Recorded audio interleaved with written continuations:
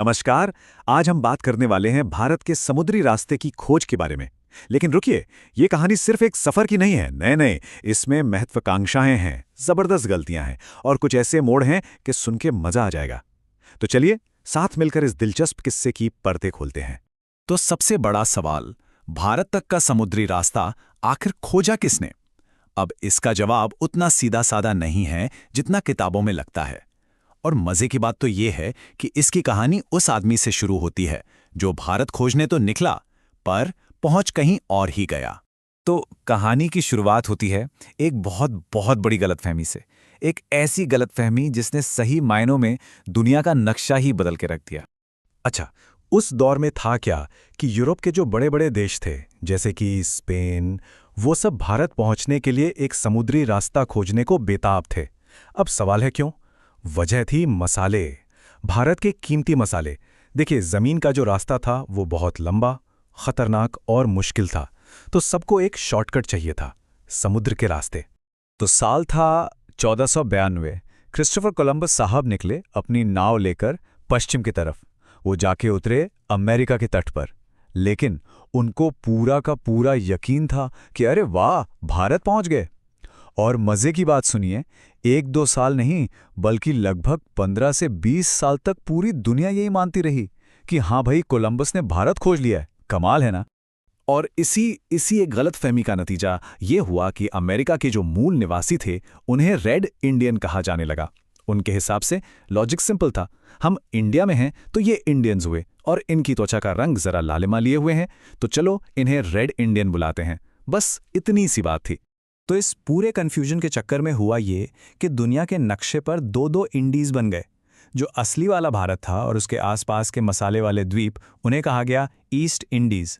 और वो जगह जहां कोलंबस असल में पहुंचा था, यानी कैरेबियन द्वीप, उनका नाम पड़ गया वेस्ट इंडीज। देखा, एक गलती से कितनी गड़बड़ हुई। खैर, धीरे धीरे ये साफ हो गया कि कोलंबस भैया से गलती हो गई है, वो भारत नहीं पहुंचे हैं। तो इसका मतलब असली रास्ते की खोज तो अभी भी बाकी थी। और यहीं कहानी में एंट्री होती है हमारे मेन कैरेक्टर की, एक पुर्तगाली नाविक, नाम था वास्को डा गामा, जिसने कहा चलो ये काम मैं पूरा करूंगा। और वास्को डा गामा का सफर कोई आसान नहीं था। अरे बेहद लंबा और खतरनाक था। वो पुर्तगाल से निकला, नीचे और नीचे दक्षिण की तरफ गया और अफ्रीका के बिल्कुल आखिरी छोर का चक्कर काटकर आगे बढ़ा। अब सोचिए, चारों तरफ सिर्फ पानी ही पानी। और तब उसने एक बहुत ही सिंपल पर जबरदस्त तरकीब लगाई। उसने देखा पक्षियों का एक झुंड और बस उनके पीछे पीछे अपनी नाव बढ़ा दी। उसका लॉजिक सीधा था, ये पक्षी कहीं तो जमीन पर ही जाएंगे ना। और जानते हैं क्या, उसका ये अंदाजा बिल्कुल सही निकला। तो वो पक्षियों वाली तरकीब कमाल कर गई। महीनों के उस जानलेवा सफर के बाद आखिरकार वास्को डा गामा ने भारत की जमीन पर अपना पहला कदम रखा। वो पहुंचा भारत के दक्षिणी तट पर, केरल में। ये एक ऐतिहासिक पल था। वो पल जब यूरोप से भारत तक का सीधा समुद्री रास्ता आखिरकार खुल चुका था।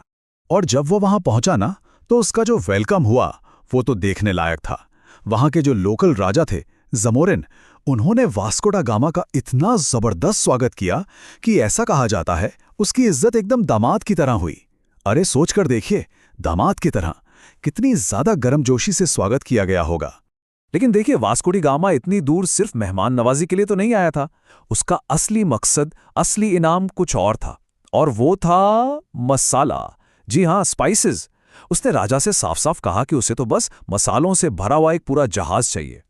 अच्छा, तो राजा ने बात मान ली, वास्को डा गामा को मसाले मिल गए। लेकिन वो जो एक जहाज मसालों से भरकर यूरोप लौटा, उस एक जहाज ने दुनिया का इतिहास हमेशा हमेशा के लिए बदल दिया।